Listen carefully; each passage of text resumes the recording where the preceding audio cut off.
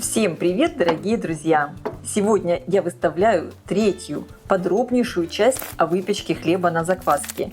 И в ней покажу, как правильно вытягивать тесто, формовать буханку, сделать правильный надрез и выпекать хлеб.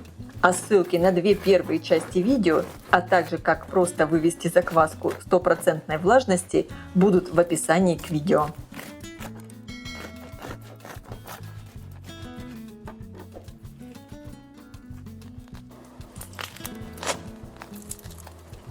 Итак, у меня прошло полчаса, и я первый раз буду вытягивать тесто. Посмотрите сейчас, как оно выглядит. Оно уже здесь начинает бродить, видны пузырьки. Ведет себя тесто отлично. Руки смачиваю водой. Тесто вот таким образом немного подбираю от стенок низки. И теперь вот таким образом его вытягиваю. С одной стороны. Беру прямо вот так вот снизу, поддеваю и натягиваю. Со второй стороны.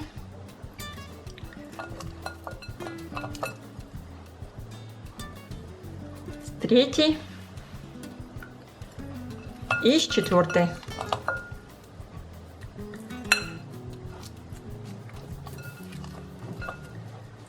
Закрываю миску пленкой, сразу записываю, что я вытянула тесто первый раз. И сразу, друзья, я показываю, у меня температура в помещении 27,5 градусов. И у меня тесто при этой температуре бродит в общей сложности 4 часа. То есть 2 часа я его буду складывать, растягивать, и потом еще 1,5 часа или 2 оно будет у меня стоять просто на брожении. Но обычно я даже оставляю на 1,5 часа. Мне этого достаточно при такой высокой температуре. Если у вас температура в помещении 24, 25, 26 градусов, вам может понадобиться для брожения чуть больше времени. Я об этом немножечко скажу в конце, после того, как растянем тесто. Прошло полчаса, буду вытягивать тесто второй раз. Посмотрите, вот оно уже, даже сейчас видно, что оно подошло, увеличилось в объеме. И вот так идет процесс брожения. Руки опять слегка смачиваю в воде и вытягиваю тесто. Опять с 4 сторон. Повторяю все точно так же.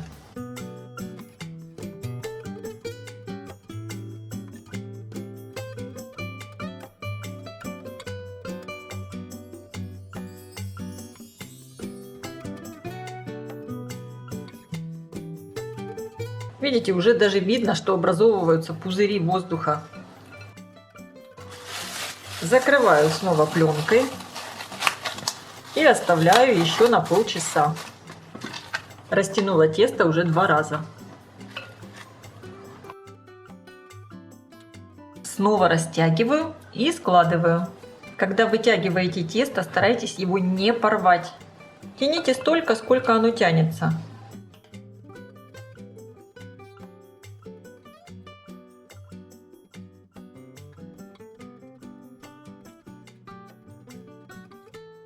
И сейчас тесто я вот таким образом еще немного как бы подбираю.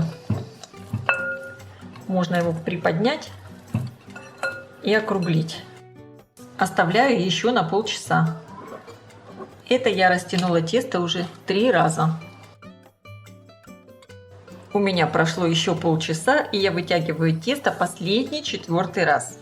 Руки смачиваю водой. Как видите, тесто уже такое классное, оно уже хорошо увеличилось в объеме.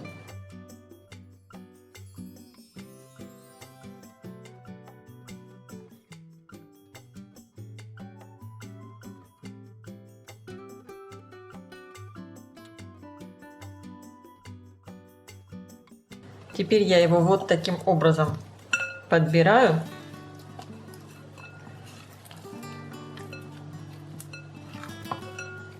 Закрываю пленкой, записываю, что я тесто растянула 4 раза И теперь оставляю его для брожения примерно на 1,5–2 часа. Я буду наблюдать за тестом. У меня температура, как я уже сказала, в помещении 27 градусов. Поэтому, скорее всего, что у меня тесто будет стоять 1,5 часа. Если у вас в помещении более прохладно, тесто может стоять на брожении и 2, и 2,5 часа. У меня прошло 1,5 часа. Посмотрите, как сейчас выглядит тесто. Вот надулись вот такие красивые пузыри. И я вижу, что тесто у меня уже хорошо подошло. Я не хочу, чтобы оно перестаивалось. Если оно перестоит, оно будет кислить. Подложила полотенце, чтобы стол не отсвечивал. Посмотрите, сколько здесь пузырьков воздуха. Тесто хорошо бродило. И теперь буду делать предформовку. Стол подпыляю мукой. И выкладываю тесто. Миску просто переворачиваю, и тесто само должно выйти из миски. Надо немного подождать.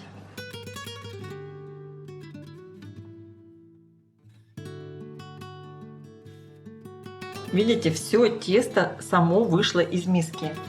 Я беру его и вот такими небольшими складывающими движениями к центру подбираю тесто. Переворачиваю и вот так его немного подтягиваю. Делаю натяжение теста сверху, небольшое пока. Вот эти пузыри воздуха, они не нужны, можно их пока лопнуть. Накрываю сверху тесто полотенцем и оставляю его полежать, чтобы тесто расслабилось примерно на полчаса. И пока тесто отдыхает, я подготавливаю расстоечную корзину. У меня вот такие расстоечные корзины, размер 24 на 14 сантиметров. И я в моей расстоечной корзине не выкладываю ткань. Я просто вот таким образом прямо сюда выкладываю тесто. Мне нравится, когда потом сверху получаются такие полосочки, характерный рисунок. Просто обязательно корзину надо присыпать мукой. Причем не обычной мукой, а рисовой. У меня вот прямо в пакете есть сито, которое я использую для выпечки хлеба. И я присыпаю рисовой мукой корзину. Щедро присыпаю, чтобы тесто не прилипло. Вместо вот таких вот специальных корзин для расстойки теста можно использовать обычные такие корзинки пластмассовые. У меня есть видео на канале, где я готовлю хлеб в таких корзинках. Это в одни из первых моих видео, в которых я готовила хлеб на закваске. Итак, посмотрите, тесто хорошо расслабилось. И сейчас сделаем формовку. Аккуратно его приподнимаю, переворачиваю, немного растягиваю. Формовать хлеб можно разными способами. Я делаю методом батард. Складываю тесто вот такой книжкой. И теперь вот так вот скручиваю, делая натяжение. Приподнимаю за тесто и вот так вот его приклеиваю. Вы слышите, как лопаются пузырьки воздуха? Вот эти бока закрываю, пузырьки эти лопаю. И с этой стороны защипываю. И теперь делаем обязательно вот такое натяжение. Подтягиваем тесто. Вот здесь сверху должно создаться натяжение. Если этого не сделать, хлеб не раскроется так, как надо. Теперь я аккуратно приподнимаю тесто и укладываю его в форму. Видите, все хорошо скрепилось. Но если где-то еще не закрепилось, сейчас можно все поправить. Все хорошо защипнуть. Посмотрите, какое тесто получается. Оно такое живое, просто великолепное. Оставляю его сейчас на столе примерно на 5 минут. И теперь, можно сказать, такой последний штрих. Вообще он не обязателен, но я так делаю. Так получается, тесто натягивается еще лучше. Посмотрите, какие пузыри надулись. Можно этот пузырь пока убрать. Я делаю вот такой защип. Видите, тесто как будто еще зашиваю. Получается, оно еще больше натягивается. Теперь сверху подпыляю все мукой, причем обычной мукой, пшеничной. Накрываю сверху чистым полотенцем. Это я делаю для того, чтобы, когда образуется конденсат, чтобы тесто не стало влажным, не было мокрым. И закрываю все шапочкой. И теперь отправляю корзинку с тестом в холодильник для длительного холодного брожения. Примерно на 8-10 часов. Хотя, в принципе, это тесто может стоять даже целые сутки в холодильнике и больше. Но, конечно, учитывайте, что если тесто будет дольше стоять в холодильнике, оно может перебродить, оно потом может не так хорошо открыться при выпечке и будет иметь такую легкую кислинку во вкусе. Если будет стоять еще дольше, то кислинки будет больше. И температура у меня в холодильнике сейчас 9 градусов. У меня прошло примерно 12 часов. Тесто я достала из холодильника. Посмотрите, вот сейчас видно даже на шапочке конденсат. Поэтому очень важно накрыть тесто полотенцем. В духовке у меня уже стоит, разогревается чугунная кастрюля с крышкой. Хлеб я выпекаю в чугунной кастрюле. Также я беру кусок пергаментной бумаги. И мне понадобится обычное лезвие. Буду делать разрезы на хлебе. Это тоже надо делать правильно. Сейчас тесто аккуратно перекладываю на пергамент. Кисточкой сметаю излишки рисовой муки. Моя кастрюля в духовке разогревается уже минут 40 при максимальной температуре. Включен верх и низ духовки. И теперь по желанию можно сделать какой-либо рисунок. Я сделаю такие небольшие колосочки.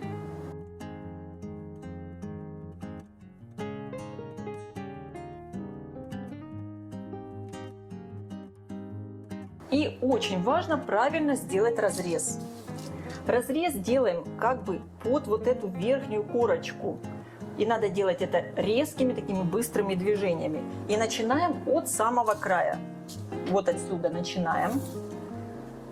И вот таким быстрым резким движением делаем надрез. И как видите, лезвие я держу фактически параллельно. И дорезаю до конца. И теперь посмотрите, вот важно очень, даже приподнять немного вот это тесто.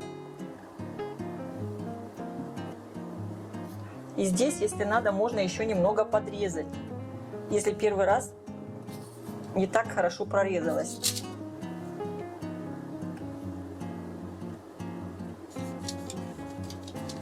Тогда получится красивый гребень.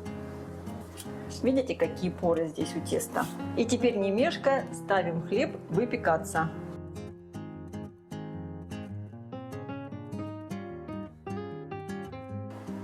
Аккуратно снимаем крышку в перчатке и ставлю тесто. Закрываю крышку. И сейчас у меня в духовке включен верх и низ. Я ставлю 20 минут. При температуре 275 градусов. Это у меня максимальная температура. Итак, у меня уже прошло 20 минут. И сейчас очень такой волнительный момент. Я всегда его очень люблю. Снимаю крышку с кастрюли. И сразу же уже видно будет, какой получится хлеб. Какое у него раскрытие. Опа! Друзья, посмотрите. Какая красота. Хлеб так здорово раскрылся. Я надеюсь, вам видно. Итак, я закрываю дверцу духовки, снижаю температуру до 250 градусов и пеку хлеб еще 20 минут. Мой тортин я достала из духовки. Вы только посмотрите, какой он великолепный. Достаю его из кастрюли. И сразу у меня здесь решетка.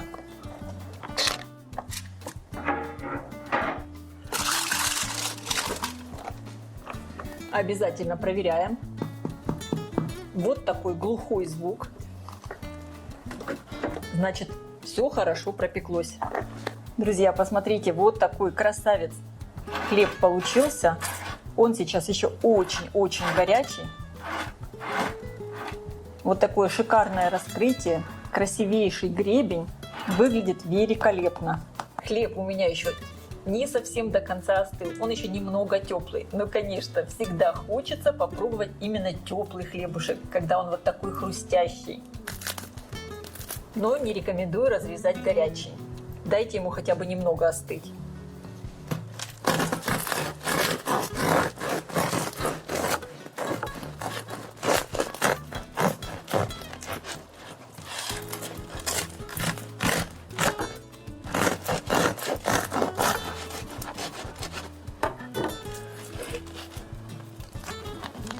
Друзья, вы только посмотрите на это чудо. Какая красота получилась, какой шикарный хлеб, какие у него великолепные поры. Вот каждый раз я готовлю этот хлеб, и каждый раз я всегда удивляюсь, какой же он вкусный и ароматный, и очень красивый.